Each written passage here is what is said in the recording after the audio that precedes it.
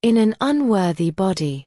He sat by the window, lost in deep thought, gazing at the deserted street bathed in moonlight. A profound turmoil reigned within his soul. He felt as though locked in a foreign, unworthy prison, his own body.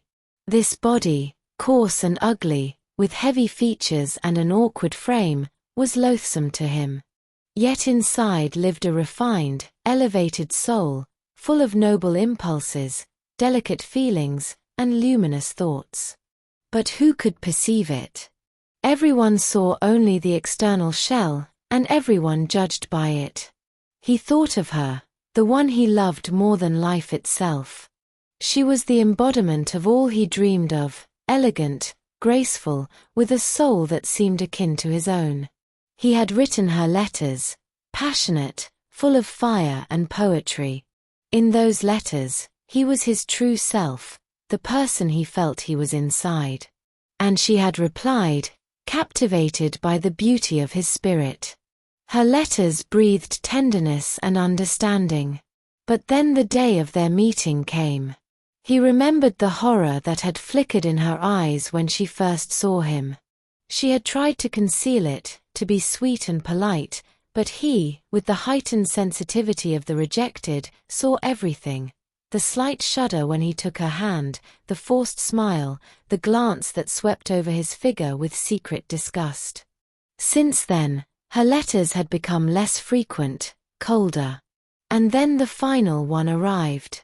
She wrote that she valued his mind and soul, but that there was something insurmountable, something that prevented her from being with him. She did not say what it was, but he knew. It was his body, this coarse, unworthy shell that betrayed his sublime spirit. Bitterness overwhelmed him. What was the worth of his inner beauty if it could not manifest itself outwardly? The world was cruel and superficial. It acknowledged only appearances.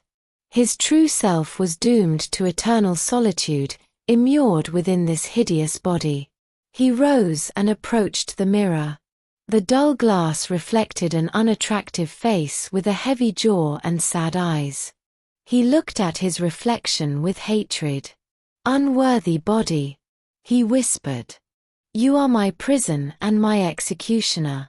Because of you, I am losing the only joy in my life." Suddenly, a wave of mad, desperate fury seized him. He grabbed a heavy candlestick and struck the mirror with all his might. The glass shattered with a ringing crash. But it brought no relief. The broken mirror only multiplied his ugly reflection, distorting it even further. He collapsed into an armchair and wept like a child. He understood there was no escape. He was destined to spend his entire life in this body, in this eternal, unjust prison.